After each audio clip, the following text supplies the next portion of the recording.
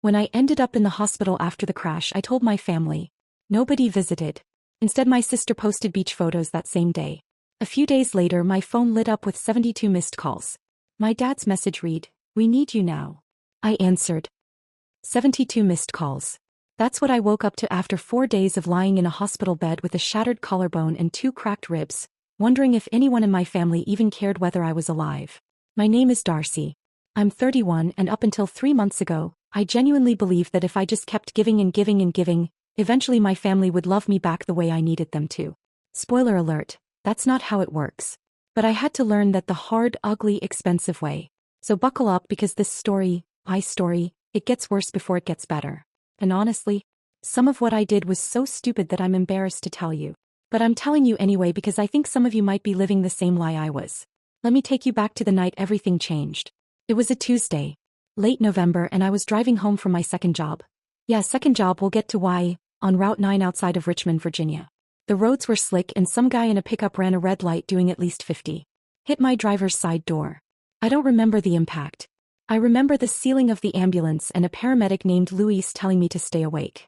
They took me to St. Mary's Medical Center. Shattered collarbone, 2 cracked ribs, a concussion, and a bruised kidney.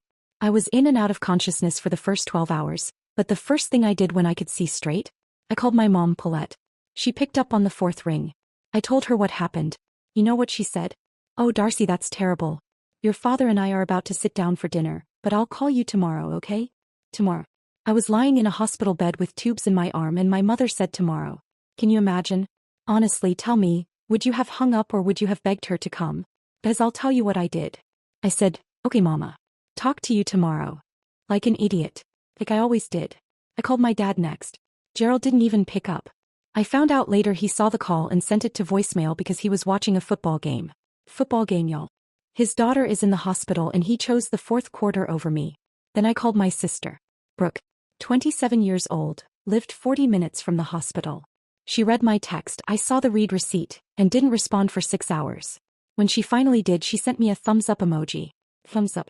Like I told her I picked up milk from the store. Not that I'd been in a car crash. And you know what the worst part is? I wasn't even surprised. That's how low the bar was with my family. I had trained myself to expect nothing and still somehow feel grateful when they gave me crumbs. Let me give you some context so you understand why I was this way. Growing up, I was the oldest of 2 kids. Brooke was the baby, and in my family the baby could do no wrong. My parents, Gerald and Paulette, they weren't evil people, okay? I want to be fair. They weren't monsters. They were just selfish in ways they didn't even recognize. Everything revolved around what was convenient for them. And what was convenient was me being the responsible one, the one who never complained, the one who paid bills when they came up short, the one who co-signed on my dad's truck when his credit was too low. Yeah. I co-signed on his truck. At 24. You want to know if he made the payments on time? Take a wild guess. Meanwhile, Brooke got her college tuition paid for. I got told, "We just can't afford it, Darcy, you understand." I put myself through community college working nights at a warehouse. And I never once threw that in their faces because I thought that's what good daughters do. Do you think I was right about that? Because looking back, I think I was just scared of being unloved. So fast forward to the hospital. Day 2. No visitors. Day 3. Nothing. I'm watching the door of my room like a puppy waiting for someone to come home and nobody walks through it. My nurse, this sweet woman named Keisha, she noticed. She said, "Honey, is anyone coming to see you?" And I lied. I said my family lives far away. She didn't buy it, but she didn't push. Day 3 is when I made the mistake of checking Instagram. And right there, right at the top of my feed, Brooke had posted a carousel of photos from Virginia Beach. Bikini shots, margaritas, sunset selfies, the whole thing. The caption said, "Living my best life." Posted 2 hours after I'd texted her that I was in the hospital. I stared at that screen for so long it went dark. Now here's where you're probably thinking, "Darcy, why didn't you go off on her?" And that's a fair question. But you have to understand something about people like me, people who have spent their entire lives being the family doormat. You don't get angry. You get sad. And then you make excuses for them. I actually told myself, maybe she already had the trip planned. Maybe she didn't realize how serious it was. I was still defending her. In a hospital bed. With cracked ribs. Day 4 is when my phone exploded. I woke up to 72 missed calls. Mostly from my dad. Some from my mom. 3 from Brooke. And 1 text from Gerald that said, "Darcy, we need you now. Call me back immediately." My heart dropped. I thought something terrible had happened. I thought maybe someone was hurt or sick. So what did I do? I called him back. From my hospital bed. With my collarbone held together by surgical pins. He picked up on the first ring. Finally, he said. Not, how are you? Not, are you okay? Just finally. What's wrong, Dad? I asked. The mortgage payment bounced. I need $3,000 by Friday or we're going to lose the house. $3,000. That's why they called 72 times. Not because their daughter was in the hospital. Because they needed money. I want you to sit with that for a second. And you know what the most pathetic part is? You want to know what I said? I said, let me see what I can do. From my hospital bed. I actually opened my banking app right there with an 4 in my arm and started moving money around. I had about $4,000 in savings. Money I'd been putting aside for months because my car was getting old and I needed a replacement. And look at the irony. The car I'd been saving to replace was now totaled because of the accident. But instead of saving that money for myself, I sent my father $3,200. The $3,000 he asked for, plus $200 extra because just in case. Gerald said, thanks baby girl. That was it. Didn't ask about the hospital. Didn't ask when I was getting out.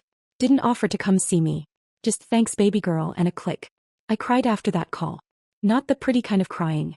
The kind where your whole body shakes and the nurse comes in because your heart monitor starts going off. Keisha came back and sat with me and I couldn't even explain why I was crying because how do you tell a stranger that your family treats you like an ATM? I got discharged on day 5. Nobody picked me up. I took an Uber home with one arm in a sling and bruises all over my body. The driver, this older guy named Martin, he helped me carry my bag to my apartment door and he said, is someone inside to take care of you? I said yes. There was nobody inside. I just didn't want another person to feel sorry for me. For the next 2 weeks I recovered alone. I ate microwave soup. I couldn't shower properly. I couldn't work, which meant no income from my second job, and I was burning through what little savings I had left after giving my dad that money. And during those 2 weeks, you know how many times my family checked on me? Twice. My mom called once and talked for 3 minutes mostly about herself. Brooke texted, hope you are feeling better with a purple heart emoji. That was it. But I still answered when they called. I still said I'm fine. I was still being the good daughter.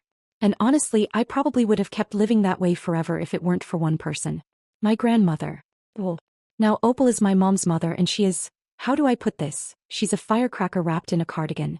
78 years old, lives in Savannah, Georgia, drives a mint green 1998 Buick, and has absolutely zero tolerance for nonsense. She's the only person in my family who ever told me I was worth more than what I was giving. And she's about to blow my entire life up in the best possible way. But I'll get to that. Because what happens next, you're not going to believe what my family had the nerve to ask me for. And honestly, when I tell you what Brooke did after the beach photos, your jaw is going to drop.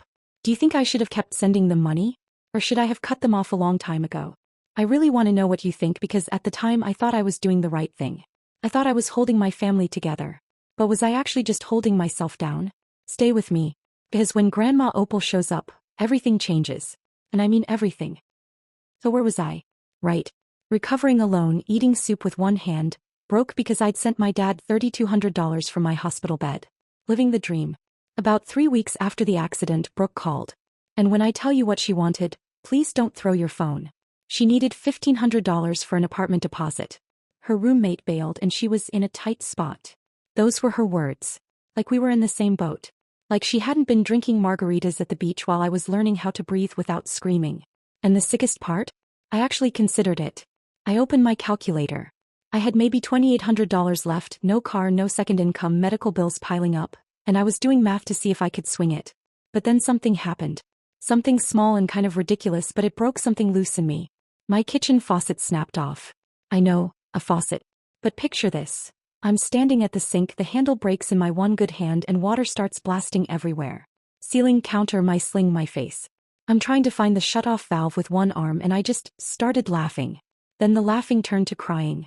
Then I was sitting on my flooded kitchen floor holding a broken faucet handle, sobbing. Because I couldn't even afford a plumber. I'd given away the money that could have covered this and more. My phone was still connected. Brooke was going, Darcy? Hello. And I said, I'm not proud but I'm not ashamed either. Brooke, I'm sitting in a puddle on my kitchen floor because my faucet broke and I can't afford to fix it. And you're asking me for money while I'm recovering from a crash you never visited me for. Dead silence. Then, why are you being dramatic? Dramatic. I got hit by a truck. That's not drama, that's a police report. But I still didn't fight. I just said, I can't help you right now, and hung up. That was the first time in my adult life I'd said no to a family member. 31 years old, and that was my first no. Is that pathetic or brave? I honestly still don't know. What do you think? 20 minutes later, Paulette called. She'd obviously gotten the Brooke report. Darcy, why are you upsetting your sister? Not, how are you healing? Not, do you need help? She wanted to know why I upset Brooke. By saying no. From a puddle. I said, I don't have the money, Mom. And she said something I'll never forget. You always find a way when it matters. When it matters. Meaning when it matters to them. When it mattered that I was in a hospital, nobody found a way to visit. But when they needed cash, I was supposed to work miracles. I hung up. Then I watched a YouTube video on fixing a faucet one-handed. Took 2 hours and I flooded the floor again, but I fixed it. And that stupid little thing made me prouder than anything I'd done for my family in years. Then the silent treatment started. Nobody called for days. And honestly, it was peaceful. For the first time in years, I wasn't rearranging my life to fix someone else's problems. Then on Saturday morning, a knock at my door. I opened it in my pajamas, sling on hair like I'd fought a ceiling fan and lost. Grandma Opal. 2 suitcases. A foil-covered casserole dish. And a look on her face that could cut glass. Baby, she said. Why didn't you tell me? I hadn't told her. I didn't want to worry her. She's 78, lives alone in Savannah, has her own health stuff. I didn't want to be a burden. That word. That was my whole identity, right? Don't be a burden. Don't need too much. Don't make anyone uncomfortable.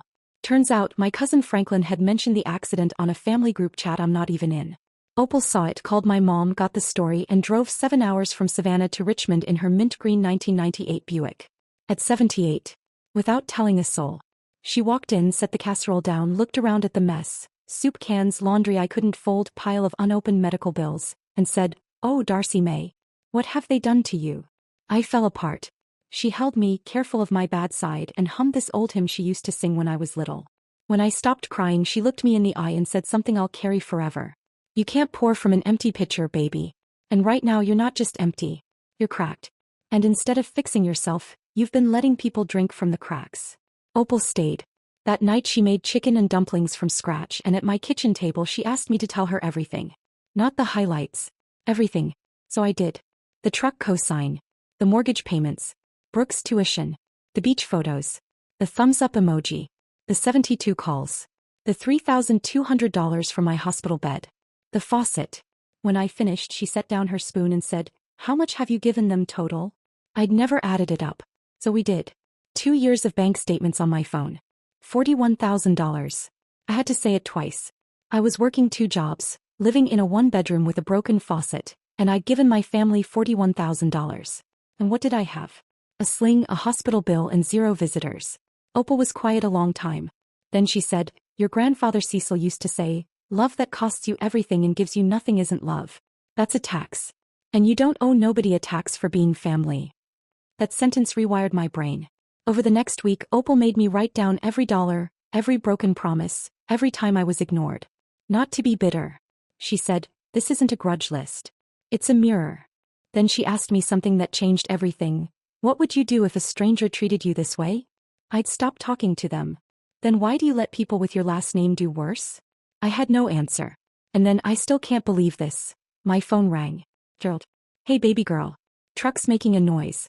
Can you send about 800? He asked for money. While his mother-in-law sat across from me. While I had a list of 41,000 reasons to say no. Opal raised one eyebrow. That eyebrow said everything. "No, Dad." He laughed. "Come on, Darcy. No. I'm not sending you money anymore." Silence. "What's gotten into you?" "Common sense," I said. And hung up. Opal squeezed my hand. "That's my girl. But don't think that was the hard part. Because when you stop being useful to people who only kept you around for what you could give, they don't get sad. They get creative. And Brooke? He got very creative. What she did next, what she told people about me. When I tell you, you'll understand why what happened after was the most satisfying moment of my life. Are you still with me? Have you ever added up what you've given someone and realized you were the only one giving? Tell me in the comments, because I know I'm not alone in this. Okay, so remember when I said Brooke got creative? Here's what she did. 3 days after I told Gerald no, Brooke wrote a full public Facebook post saying I had abandoned my family in their time of need, and she was heartbroken watching someone she loved become so selfish. He tagged cousins, family, friends, even my Aunt Denise. Like she was building an army. 40-something comments. People I hadn't spoken to in years writing, praying for your family, and so sorry Brooke. My mom's church friend Gloria wrote, some people forget where they came from. I forgot where I came from. I came from a hospital bed nobody visited. But sure Gloria. The best part? Not one person in those comments knew about my accident. Brooke left it out completely. In her version I was just a selfish daughter who stopped helping for no reason. She erased the crash, the hospital, everything. Rewrote the whole thing with herself as the victim. I wanted to respond. I wanted to post everything, the money, the hospital, the beach photos. But Opal stopped me. She said, don't wrestle pigs, Darcy. You both get dirty and the pig enjoys it. So I stayed quiet. And that silence drove Brooke insane. 11 texts in 2 days. Started with I miss you sis and ended with just wow. Like I owed her something after she publicly humiliated me. Do you think I should have clapped back? Part of me still wonders. But Opal had a different plan. One evening over her famous peach cobbler she said, do you have records of every dollar you sent them? I did. Bank transfers, Venmo receipts, everything. Good. You're going to ask for it back. I almost choked. They don't have that kind of money, Opal. I know. That's not the point. The point is you stand up and say what you gave mattered. That you mattered. So the next morning we wrote a letter. Not a text. Not an email. Handwritten. Opal said, people delete emails. A letter sits on the counter and stares at you. It was simple. It said I'd given this family $41,000 over 2 years while working 2 jobs and living alone. That when I was in a car accident nobody visited. That when they finally called it was for money. That I was done being the family emergency fund. That I was requesting repayment. Not because I expected it but because I needed them to understand that what I sacrificed had value. And that I loved them. But I wouldn't be a fool anymore. I mailed 3 copies.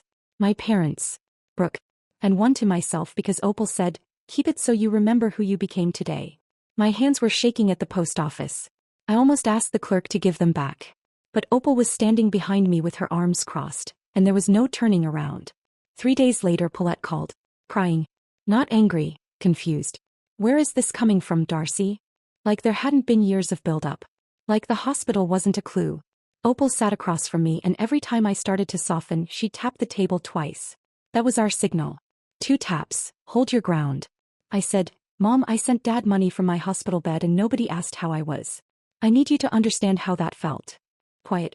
Then she said, I didn't think it was that serious. Shattered collarbone. 2 cracked ribs. 5 days in the hospital. Not that serious.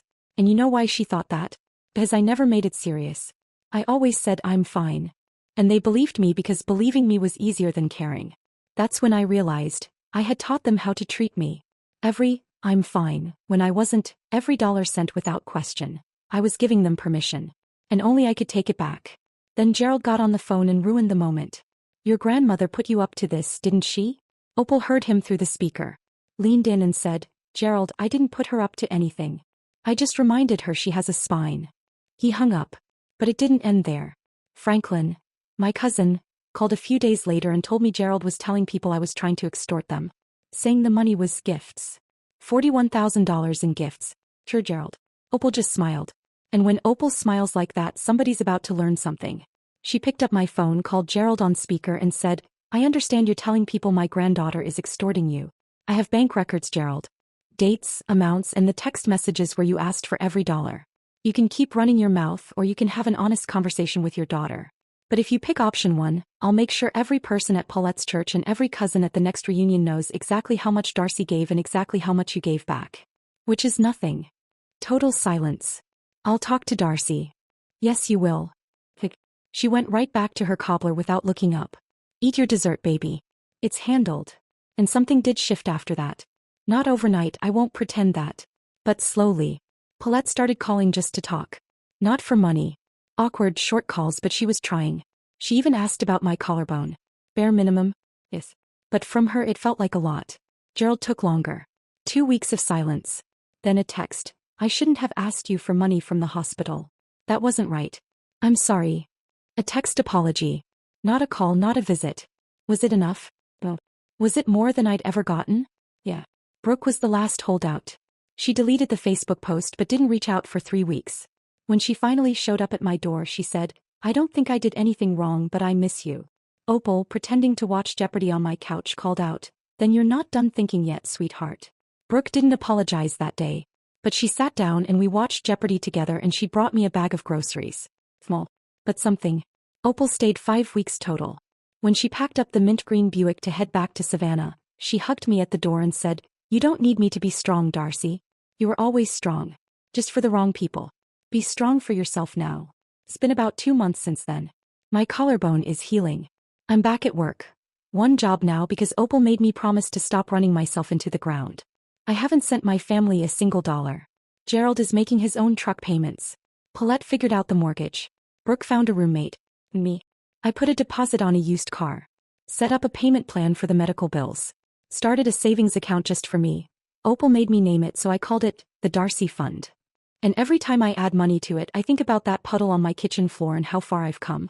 So that's my story. I shared it because I know some of you are sitting in your own version of that puddle right now, giving everything to people who barely give anything back, telling yourselves, "I'm fine," when you're falling apart. You're not fine. And that's okay. But hear me, you are not an ATM. You are not a safety net.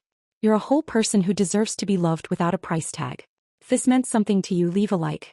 If you've been through something similar, tell me in the comments. Not because misery loves company, but because there's something powerful about knowing you're not alone.